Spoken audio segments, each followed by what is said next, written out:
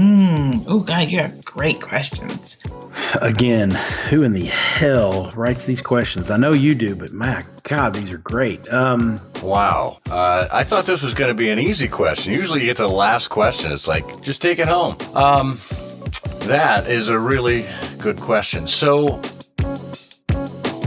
hello and welcome to Tiny Giants, the creator economy show where the focus is on career over celebrity. This is the show where I reach past social media stardom to focus on the careers and market trends that make the creator economy just that, an economy. We do this by highlighting and uplifting niche-specific creators that the uninitiated doesn't necessarily have a concept of or full appreciation for, or as we like to call them, tiny giants. You ready? Let's go.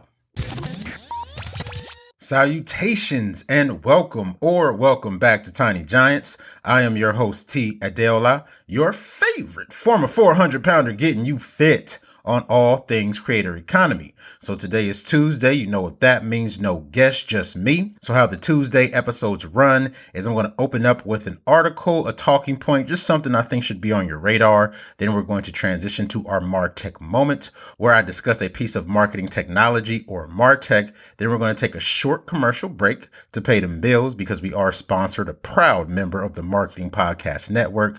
After that, we have our Creators Crushing It segment, where I do a high-level, quick, dirty analysis of a creator who is, as the name would imply, crushing it. And then we wrap it up with our parental perspective. Ready? Let's go. So for today's episode, I'm going to be covering excerpts from a November 2022 article in The Atlantic titled, "The Age of Social Media is Ending." And while I do not think that's true, for a second. And the article, while very, very well researched, very informative, as you would expect from The Atlantic, it does veer toward hyperbole. But one of the things that I think it does well, very well, is that it delineates between social networking and social media. And of course, I'll link this up in the show notes. You can go read it for yourself. But just to set the stage and for a little bit of context, this article was published November 10th of 2022. So about 2.5 months ago as of this recording. But because this podcast is asynchronous and you can view this at any time in the future or in the past after it's published, I'm going to take a moment to sort of set the stage as to when this article was written. So the article opens up, "It's over. Facebook is in decline. Twitter is in chaos.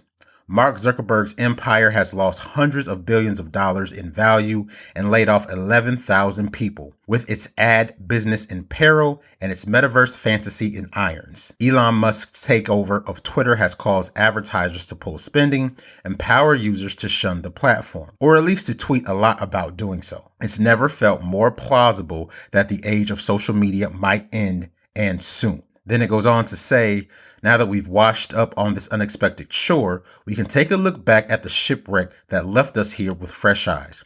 Perhaps we can find some relief. Social media was never a natural way to work, play, and socialize, though it did become second nature." And again, I'm not going to go through and read this word for word because I don't want to get sued, especially not by The Atlantic.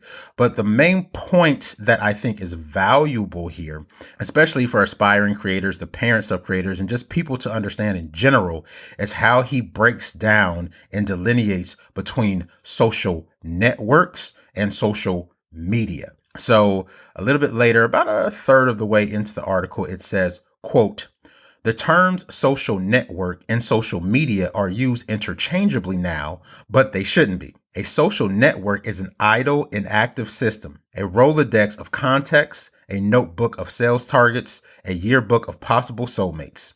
But social media is active, hyperactive, really, spewing material across the networks instead of leaving them alone until needed. That is an important delineation." So to continue, social networking involved connecting, not publishing. By connecting your personal network of trusted contacts, or strong ties as sociologists call them, the others such networks via weak ties, you could surface a larger network of trusted contacts. LinkedIn promised to make job searching and business networking possible by traversing the connections of your connections. Friendster did so for personal relationships, Facebook for college mates, and so on. The whole idea of social networks was networking, building or deepening relationships, mostly with people you knew. How and why that deepening happened was largely left to the users to decide. That changed when social networking became social media around 2009. Between the introduction of the smartphone and the launch of Instagram, instead of connection, forging latent ties with people and organizations we would most likely ignore, social media offered platforms through which people could publish content as widely as possible, well beyond their network's immediate contacts. Social media turned you, me, and everyone into broadcasters, if aspirational ones. The result has been disastrous, but also highly pleasurable, not to mention massively profitable, a catastrophic combination. So yeah, there you have it. And I'll link this up in the show notes. Go through and read it. I think it's very informative. But yes, the main point of this and what I think is salient is delineating between social networking and social media.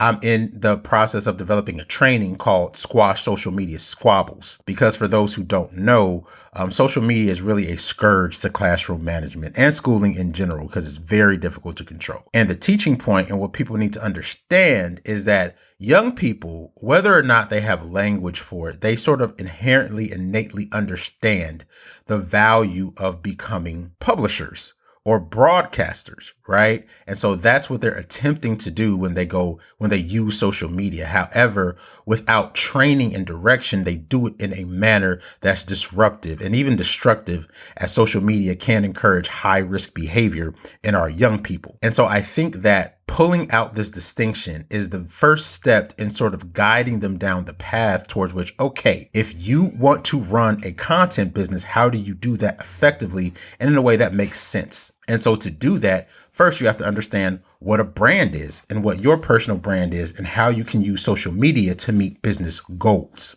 So there you have it. There's the article. Go check it out. And now it's time for our MarTech moment.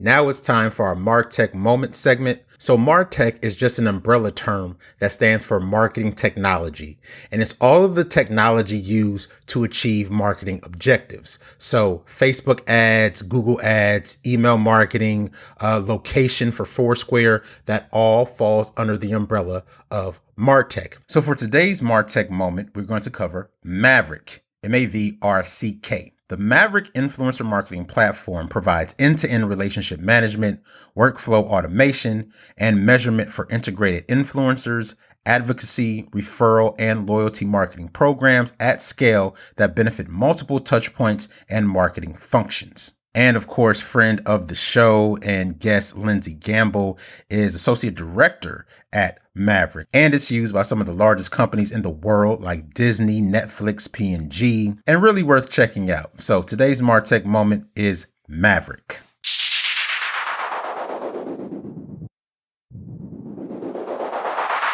Now it's time for our Creators Crushing It segment, where I do a high-level, quick, dirty analysis of a creator's primarily YouTube channel just to sort of guesstimate how much money this creator makes in their business. And today is one of my personal faves. We are doing Serpa Design. Now, I confess I have contributed hours upon hours upon hours to this channel's watch time. So Serpa Design, he does aquariums, terrariums, aquascapes, really, really cool, relaxing stuff. And so we're here on his homepage on his YouTube channel, and he starts with one of his more popular videos, which is a best practice, how to hardscape aquariums, terrariums, and more. It's got 1.6 million views from about a year ago.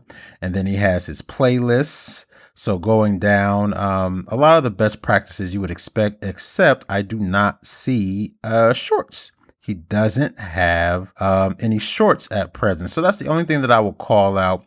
But of course, he's doing his things. He's crushing it. He has a store that he links out to, his spring store, where he sells his merch. So if we hop on over to the About page, we see that this channel is not quite 10 years old. It'll be 10 years old in a couple months as of this recording. So it'll be 10 years old in April of 2023. And right now he is sitting at 169,755,677 views.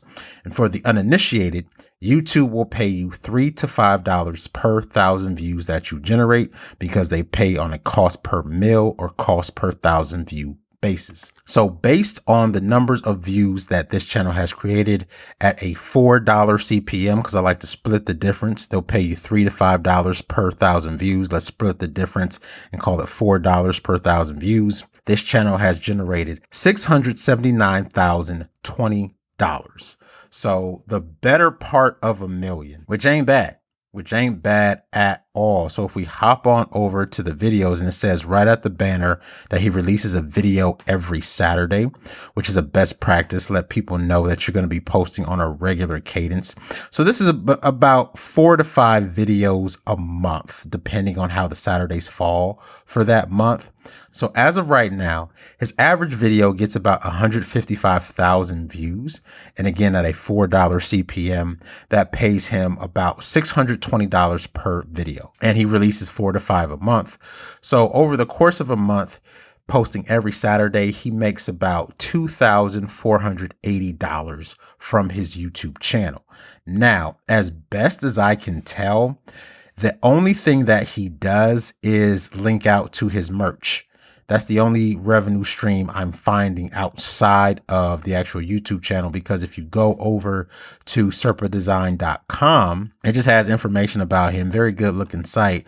But the only thing is the merch, which takes you right back to his Creator Spring store, which is also where it links out from YouTube. So as best as I can tell, he only does the merch. I don't know if he does any professional speaking or any other sort of collaboration. Well, I take that back. I do know that his channel does get sponsored, and he does do sponsorships and collaborations. So using his YouTube channel as a base, and what we do know is based on this, he makes about $2,480 a month. With the merch as well as the sponsorship, I'm going to apply a 5x multiplier and say that he pulls down about $12,400 a month. So that's where I'm guesstimating Tanner's creator business as a whole. So he has the YouTube channel revenue, he has the merch, as well as the sponsorships and brand deals, puts him at about $12K a month. Where would you put him at? Talk to me. Let me know. And that does it for our Creators Crushing It segment with Serpa Design. So for today's parental perspective, it's important to understand that our children are correct to want to be IG models, YouTubers, gamers, etc. Because in the world that we inhabit, where social media is dominant, and despite what the article says, I don't think is going away, that is a very legitimate, very feasible career path. However, if you're going to publish content for a living, in other words, broadcasting, then you need to understand the business model of publishing and of broadcasting. And there are several different ways in which you can do that. And we're actually going to start a series on the show where I'm going to cover how to monetize in the creator economy. What is a brand? What does that mean, etc. So yeah, check out the article. It's very instructive. Social networking and social media are two different things, though they are used interchangeably. And if you are going to be in the media business, then you need to understand the media business. And that's all for right now. And I'll see you on Thursday. Tiny Giants is an audio companion to and the first chapter of my first book, Beyond Buzzwords. Social media, mobile, and other marketing buzzwords ain't the half of it. Available on Amazon. If you enjoyed this podcast, chances are good you'll like the book too.